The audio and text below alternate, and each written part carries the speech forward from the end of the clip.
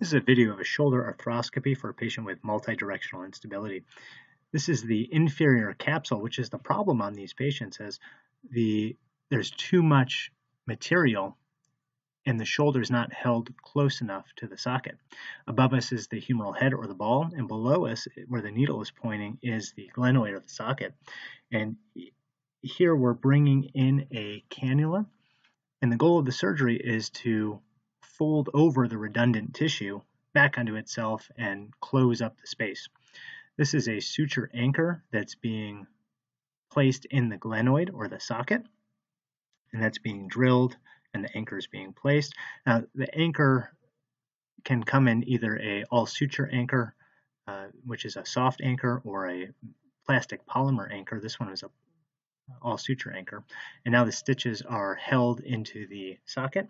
This is a suture passer that is going around the redundant cuff of tissue and coming out underneath the labrum. And this acts as a shuttle stitch to pull the blue suture, which you'll see in a minute, around that redundant tissue and fold it back on itself, and ultimately decreasing the space in the shoulder. So we're grabbing that little lasso as well as the blue stitch.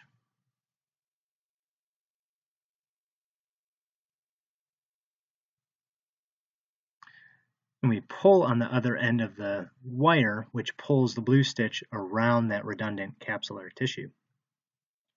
Now, the mechanism on this suture anchor is that the blue stitch gets pulled back through the suture anchor, and then you can tighten it almost like a zip lock.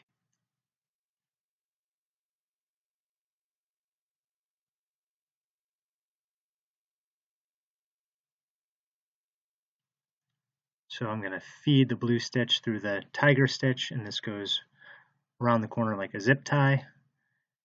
And now we tension that down and fold over that redundant tissue. And you can see already the space in the capsule is decreased dramatically from what it was previously. And we'll continue this around the periphery of the shoulder to decrease that extra tissue. You go in at the end and trim that tail, and this is called a knotless repair because no knots are required. So here we are on the other side of the socket with another suture going in, and we'll repeat the steps with the suture passer,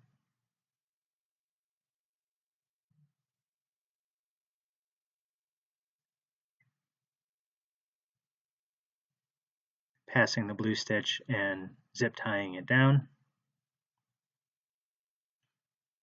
And if you watch the tissue, we kind of recreate a bumper on the bottom that is another piece adding to stability on the undersurface of the shoulder joint. This is a little probe basically showing the redundant tissue as we work our way up the face of the glenoid. And then checking the quality of the repair, you can see how tight that tissue is down below versus the tissue more anterior. So we keep on passing anchors, repeating these steps,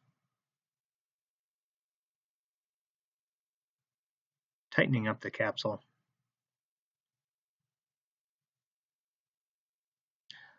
This is a different type of stitch with a different anchor with the same goal. We're passing this stitch around the labrum and the capsule. The ends of this stitch are fed into a plastic or plastic polymer anchor. The hole has been drilled. Now we tack this anchor into place, and it's kind of hidden by the suture, but you can see a ribbed white anchor on its way into the bone along with the ends of the suture. Similarly, this is a knotless construct, so we trim the edges. And now the capsule itself is pretty well closed.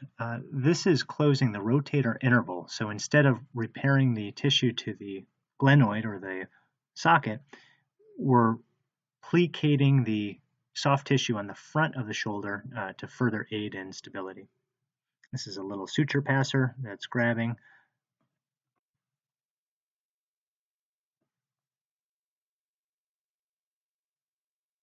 and tightened.